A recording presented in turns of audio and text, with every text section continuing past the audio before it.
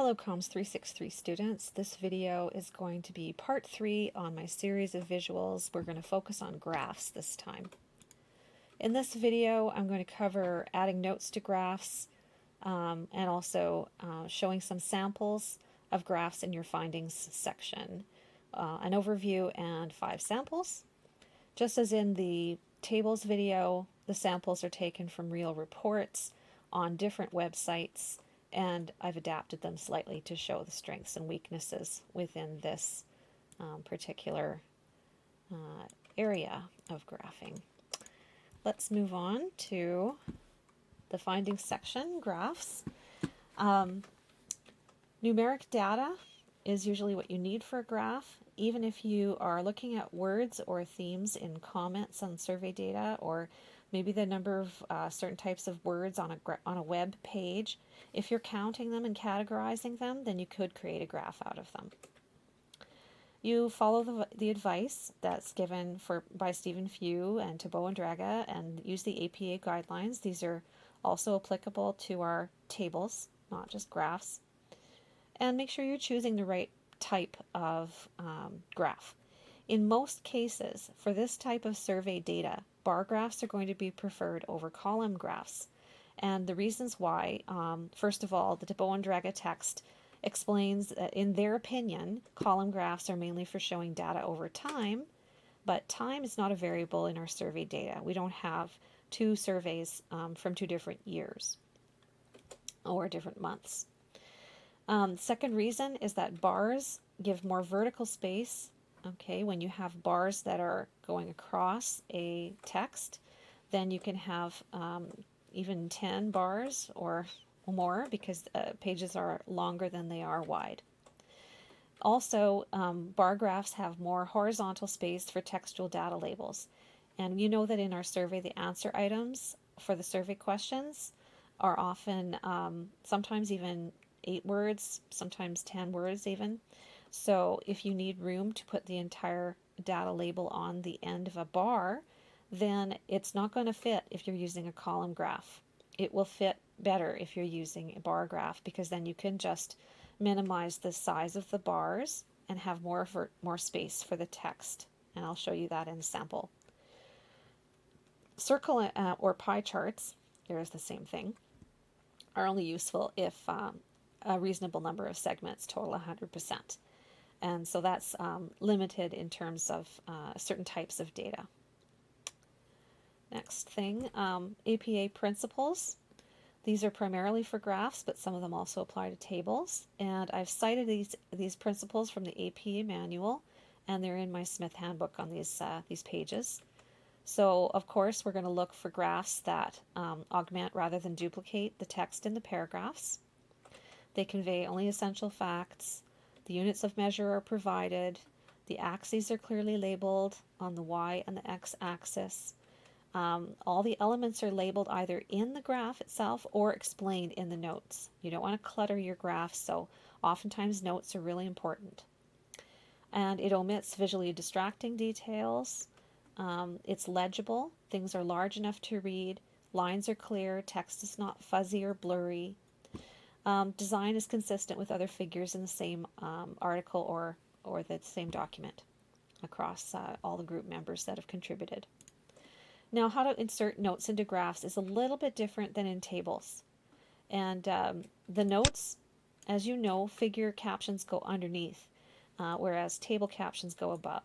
So you underneath your figure, your graph, you're going to say figure 1, and then you're going to give the title. And then following that will be your descriptive notes that explain some of the context.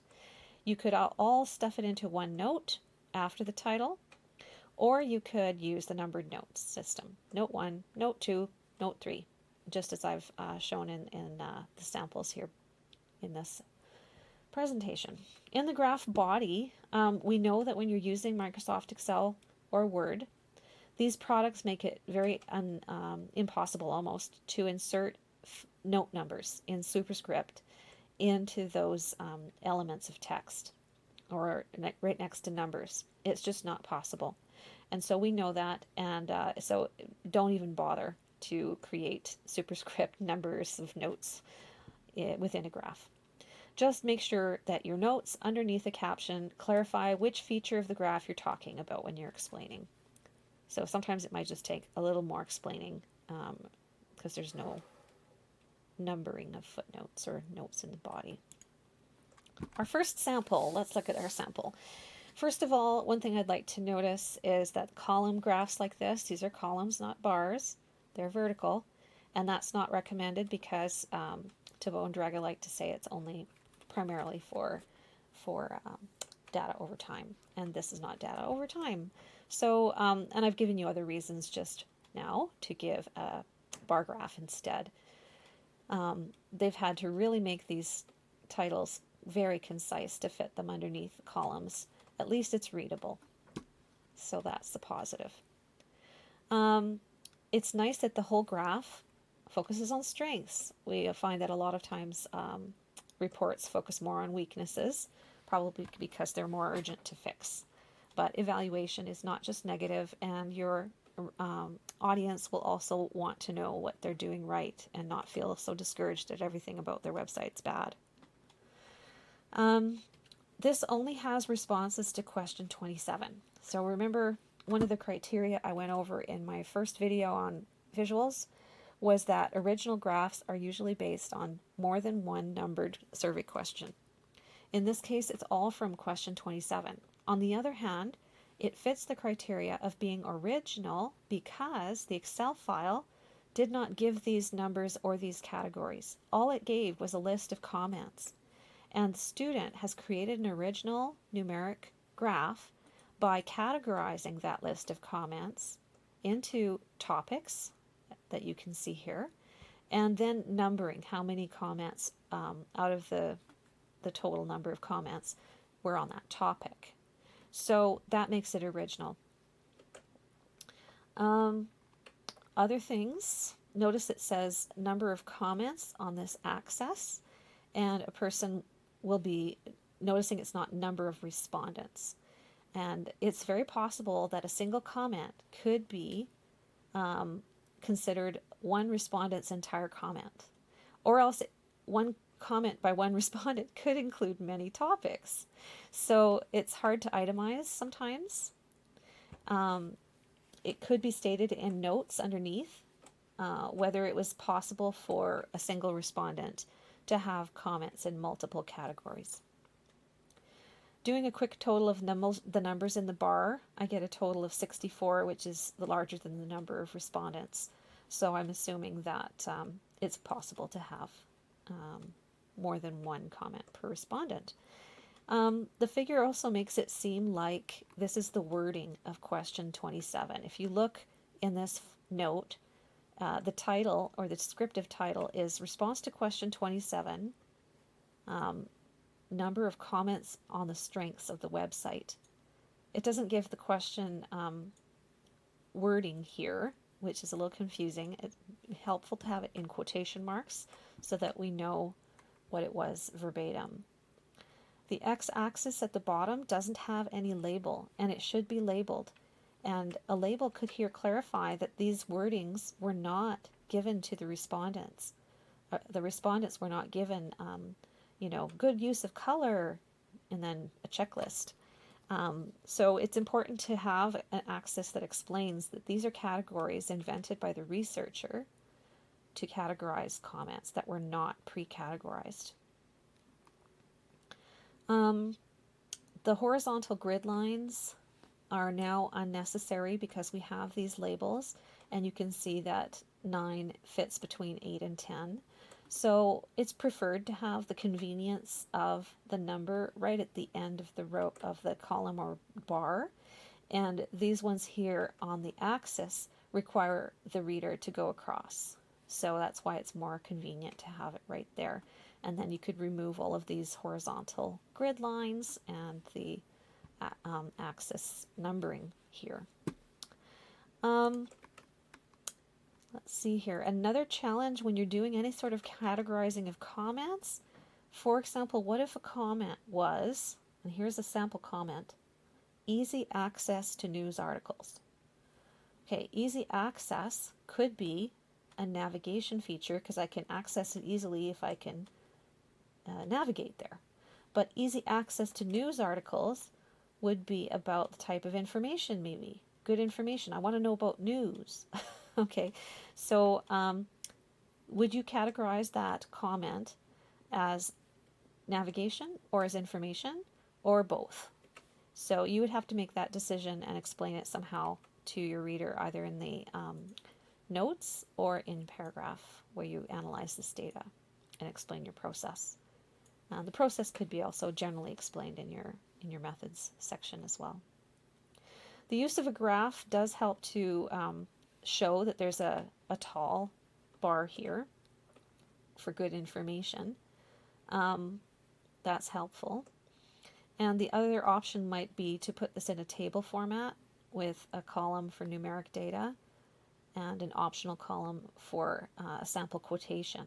So here you don't have room for sample quotations to show what kind of quotation might fit good use of color. So it makes it look like the data was numeric natively in its original format, whereas a table could provide sample comments as well as numeric data.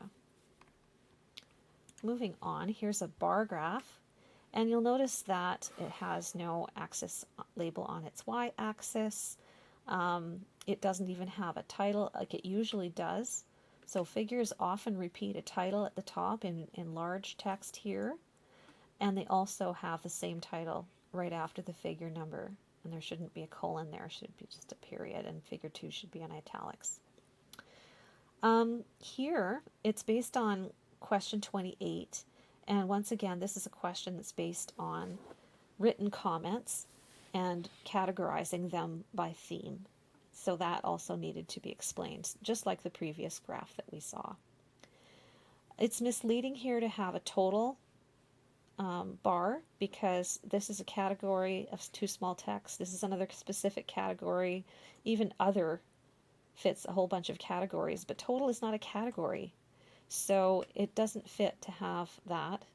You can have a total column in a table that makes sense, but here it doesn't make sense on a graph. They don't all fit on the same axis.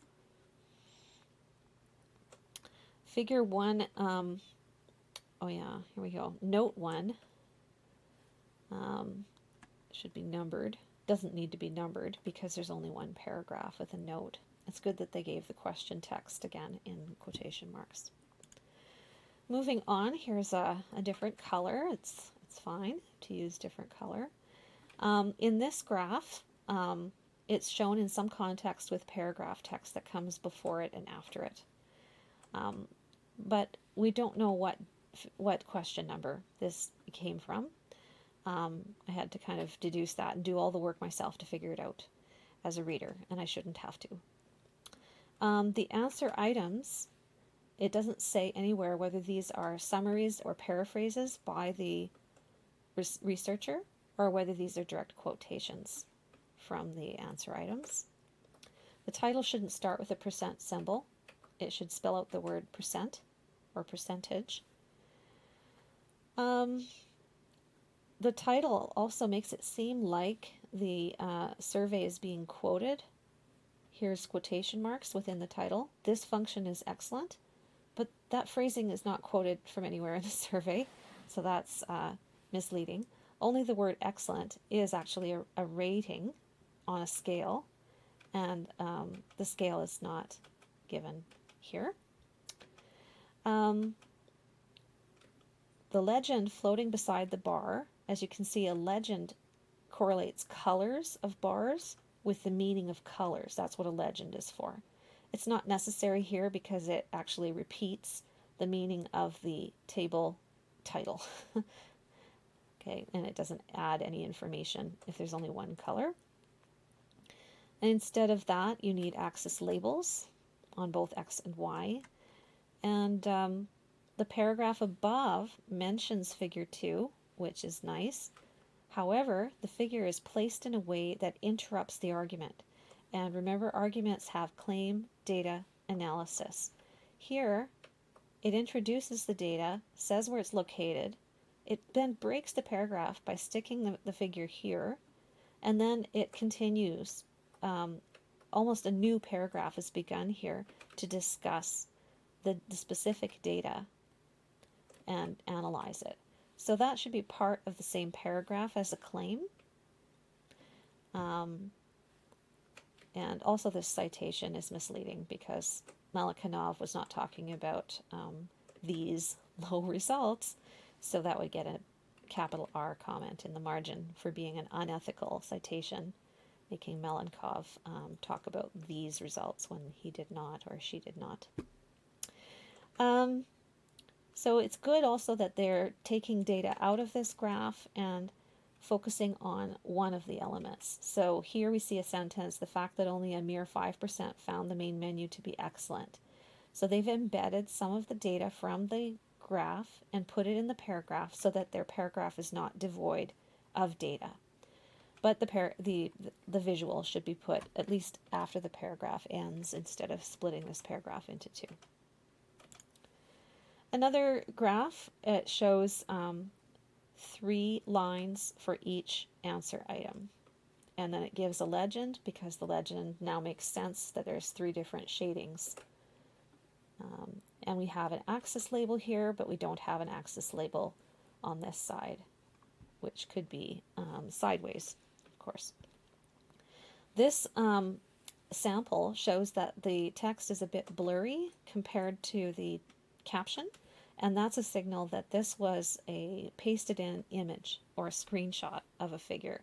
And it's way better to copy and paste directly from a Microsoft product into another Microsoft product so that you have crisp text and not blurriness. We also don't know what questions these are from. Again, I found out that this is from question 24 on visual aspects, and that all of these answer items are from that question 24, which also included additional answer items. So this is not very original. The only original element is that they've taken a 5-point rating scale and they've combined it into 3 bars. And so it does help to simplify this graph because it would be overwhelming if there was 5 bars for each item. So it was a good idea that they combined it into 3, and the figure note underneath it explains that the ratings, how they were combined, how 5 ratings were created into a 3-point. It's a little misleading that they talk about the title here is participant ratings of specific MDSC design aspects. The word design is not even in the question. The question was on visual aspects, and of course design includes more than a visual feature. And it's missing the title at the top that should repeat the smaller text description here.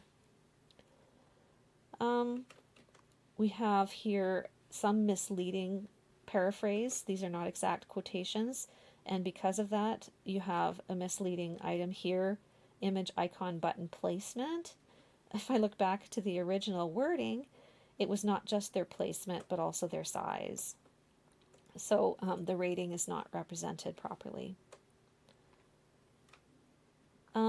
Consider the difference between giving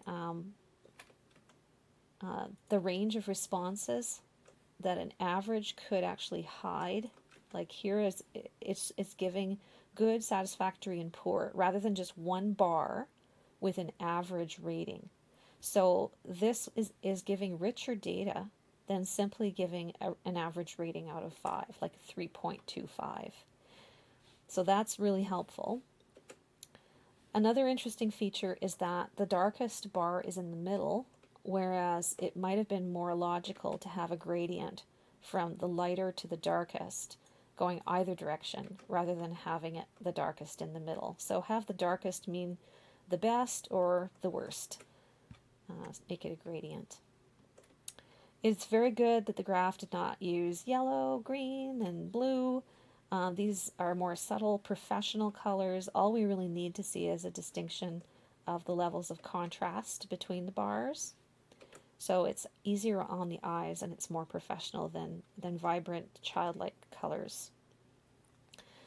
Good explanation in the caption as I explained. Next one, you can see the title is there and it is repeated next to the figure number, which is the way it should be. Because we read from top to bottom, it's nice to see it here, and then the smaller text is less emphatic underneath. Then, of course, we have the continuing explanation within that paragraph about the average ratings for each item, and it gives the rating scale, and then it gives the different rating scales for each of these items because they differ. This is a combined graph based on question 26, question 22.